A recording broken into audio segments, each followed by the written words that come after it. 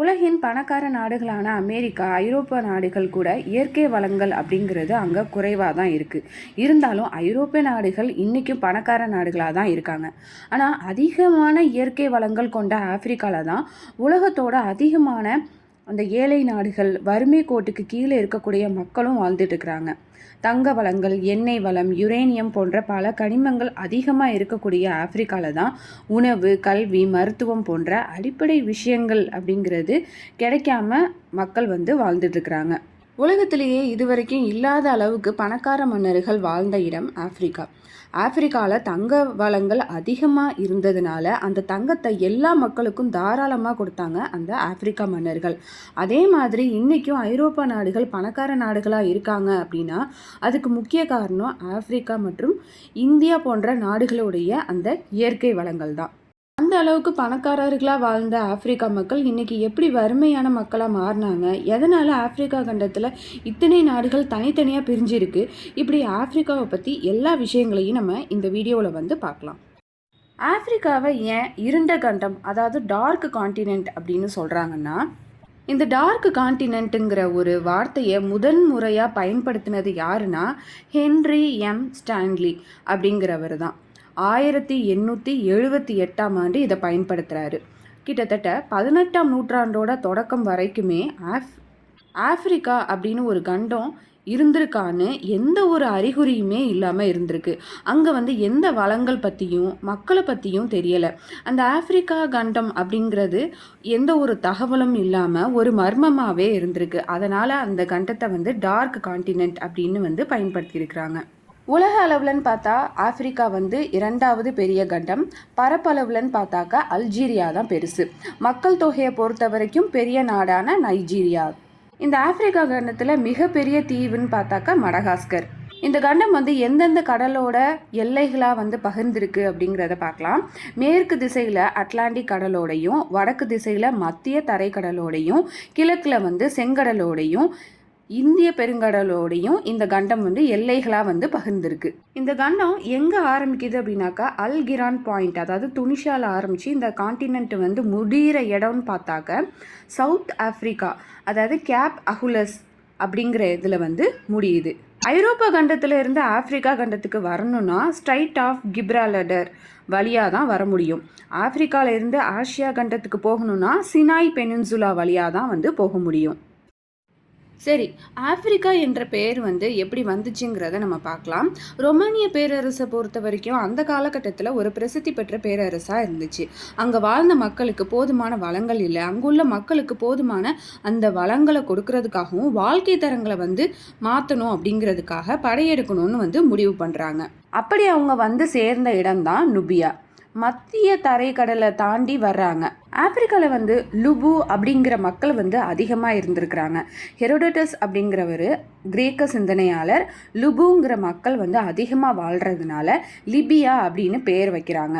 இந்த ருமானிய பேரரசு வீழ்ச்சிக்கு அப்புறமா லிபியாங்கிற பேர் மறக்கவும் படுது. இதுக்கப்புறமா ஜஸ்டானியன் ஒன்ங்கிற பைசாந்தியன் எம்பையர் சேர்ந்த ஒரு மன்னர் இந்த இடத்துக்கு படையெடுத்து வர்றாரு. இந்த பகுதிக்கு அவர் கொடுக்குற பேர் தான் ஆப்பிரிக்கா.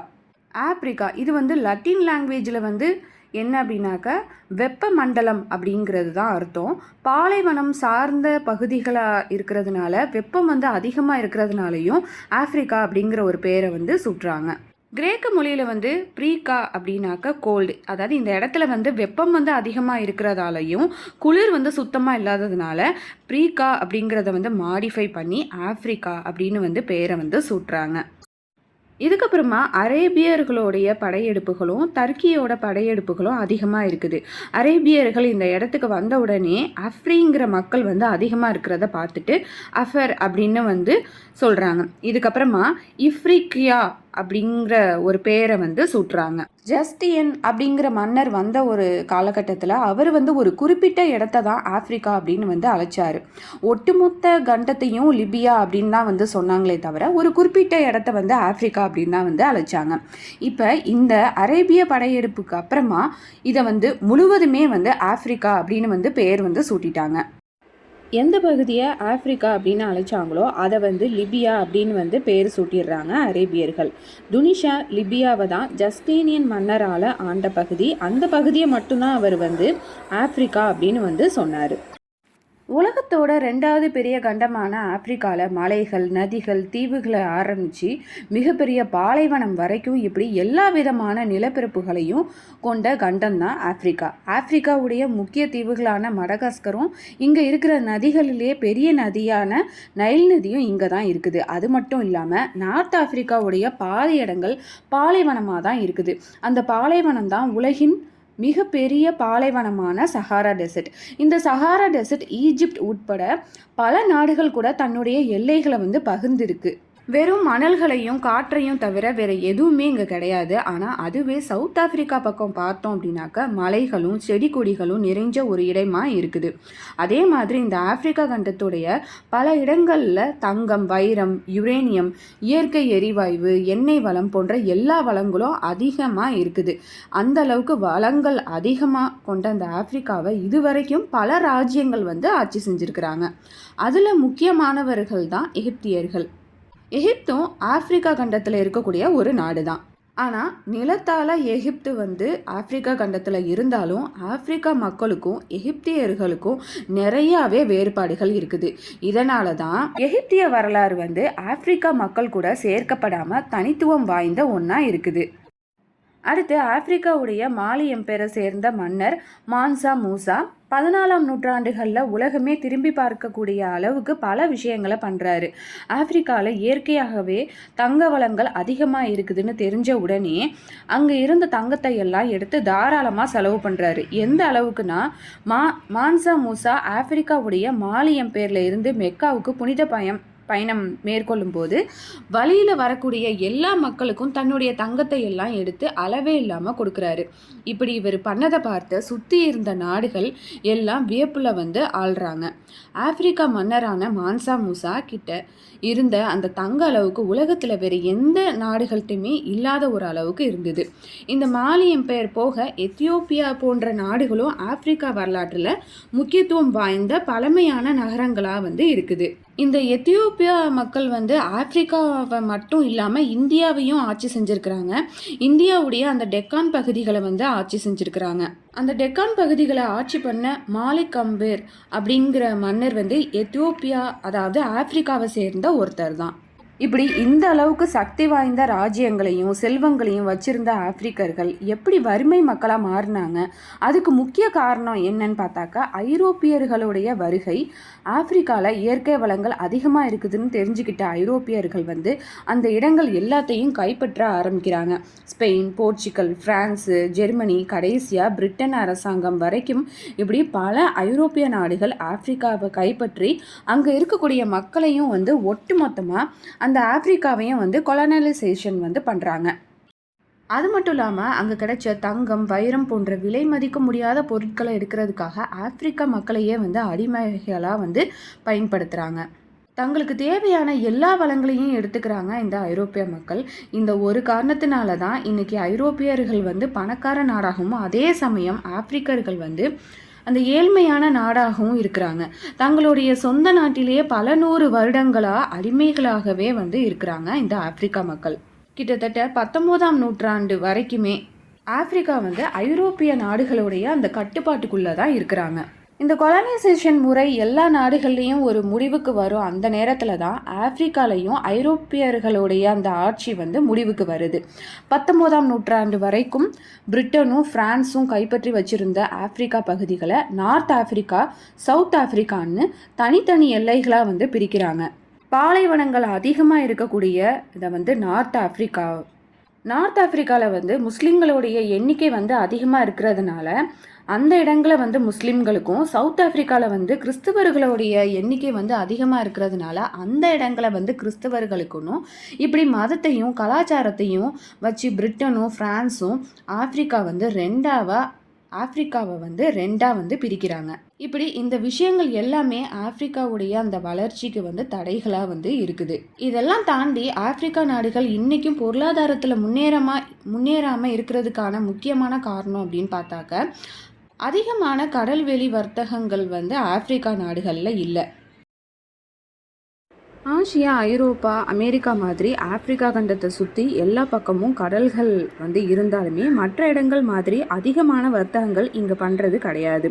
இதுக்கான காரணம் மற்ற நாடுகள் கூட தொடர்பே இல்லாததும் ஒரு சில மிடில் ஈஸ்ட் நாடுகள் கூட மட்டும்தான் ஆப்பிரிக்காவுடைய அந்த எல்லைகள் வந்து இருக்குது. இது ஒரு காரணமாக கருதினாலுமே முக்கியமான காரணம்னு பார்த்தாக்கா படங்களில் பார்க்குற மாதிரியே கடல் கொள்ளையர்கள் ஆப்பிரிக்கா கண்டங்களை சுற்றி பல இடங்களில் வந்து இருக்கிறாங்க. இந்த கடல் கொள்ளையர்கள் வர்த்தகங்களுக்காக ஆப்பிரிக்கா நாட்டுக்குள்ளே வரக்கூடிய கப்பல்கள் மேலே அடிக்கடி தாக்குதலை வந்து நடத்துறதுனால தான் இதை பார்த்த மற்ற உலக நாடுகள் எல்லாம் ஆப்பிரிக்கா கூட அந்த வணிகம் பண்ணுறதை வந்து குறைக்க ஆரம்பிக்கிறாங்க. இந்த கடல் கொள்ளையர்களுக்கு எதிராக ஆப்பிரிக்கா நாடுகள் பெரிய அளவுக்கு எந்த ஒரு நடவடிக்கையுமே எடுக்காததுனால மற்ற நாடுகள் இங்கே இருந்த அந்த வணிக தொடர்பை வந்து கொஞ்சம் கொஞ்சமாக நிறுத்த ஆரம்பித்து ஒரு கட்டத்தில் கடல் வணிகமே இல்லாமல் ஆப்பிரிக்கா நாடுகள் இன்றைக்கி ஏழ்மையான நாடுகளாக மாறி இருக்குது. இதில் அதிக அளவு வறுமையால் பாதிக்கப்பட்ட அந்த ஆப்பிரிக்கா நாடுகள் தான் Burundi, Central Africa, Republic of Congo, Libya, Niger போன்ற நாடுகள். இந்த நாடுகள் எல்லாம் இன்றைக்கும் அதிக அளவு வறுமையான மக்கள் வாழக்கூடிய ஒரு இடங்களாக வந்து இருக்குது. இந்த நாடுகள் வந்து இந்த அளவுக்கு வறுமையானதுக்கு காரணம் அங்கு நடக்கக்கூடிய அதிகப்படியான கரப்ஷன் அப்படின்னே வந்து சொல்லலாம்.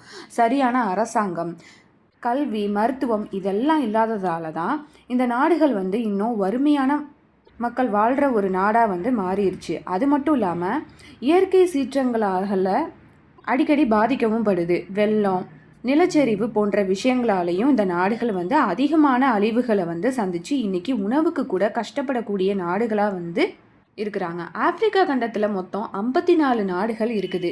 இதில் பெரும்பாலான நாடுகள் ஏழை நாடுகளாக இருந்தாலும் ஒரு சில முன்னேறிய நாடுகளும் ஆப்பிரிக்காவில் இருக்குது.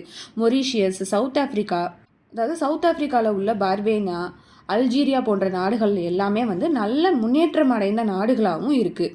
இந்த நாடுகள் எப்படி மற்ற ஆப்பிரிக்கா நாடுகளை விட நல்ல நிலைக்கு வந்தாங்க அப்படின்னு பார்த்தாக்கா தங்கம், வைர வளங்களை வந்து எடுக்கிறதால அதில் ஆரம்பித்து டூரிசம், விவசாயம், எண்ணெய் வளம், எரிவாயு உற்பத்தி அப்படிங்கிற பல விஷயங்களை வந்து செஞ்சு தான் இவங்க வந்து முன்னேற்றம் அடைகிறாங்க.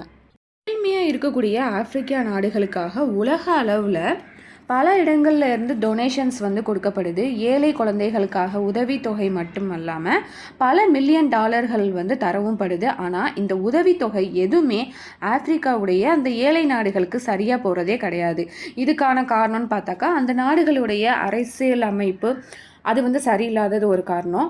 அதுக்கப்புறம் அங்கே இருக்கக்கூடிய அந்த கரப்ஷனுடைய அதிகமாக இருக்கிறதுனால இந்த அளவுக்கு வந்து ஒரு உதவித்தொகை கொடுத்தும் கூட அந்த நாடுகள் வந்து முன்னேற்றம் அடையாமையே இருக்குது.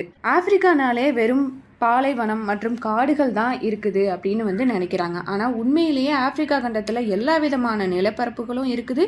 இயற்கை சூழ்ந்த மலைகளும், ஆறுகளும், அருவிகளும், இப்படி பல அழகான விஷயங்களும் ஆப்பிரிக்கா கண்டத்தில் இருந்தாலும் வெளி உலகத்துக்கு இதெல்லாம் தெரிகிறதே கிடையாது.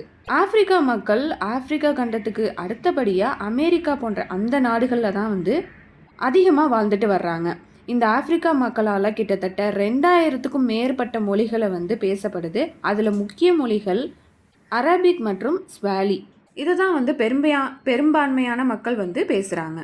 இந்த ஆப்பிரிக்கா கண்டத்தில் மட்டும் சராசரியாக 3000க்கும் மேற்பட்ட வெவ்வேறு இனங்களை சேர்ந்த மக்கள் வந்து வாழ்ந்துட்டுருக்குறாங்க. இதில் ஒவ்வொரு இன மக்களும் தங்களுக்கு என்ன தனித்துவமான அந்த உணவு முறை, பழக்க வழக்கம், கலாச்சாரம் அப்படின்னு எல்லா விஷயங்களையும் வந்து வச்சுருக்கிறாங்க. இது போக இன்றைக்கும் நமக்கு தெரியாத சில பழங்குடியின மக்களும் வந்து அந்த ஆப்பிரிக்காவில் வாழ்ந்துட்டு தான் இருக்கிறாங்க. ஆப்பிரிக்கா மக்களுடைய அந்த கலாச்சாரங்களில் வந்து நடனமும் இசையும் வந்து முக்கியமான ஒன்றா இருக்குது. தங்களுடைய ஒவ்வொரு விஷயங்களையும் நடனத்துக்கும் இசைக்கும் அதிக முக்கியத்துவம் வந்து கொடுக்குறாங்க. ஏன் தங்களுக்கு அப்படின்னு சொல்லி ஒரு தனி இசை முறையே வந்து வச்சிருக்கிறாங்க.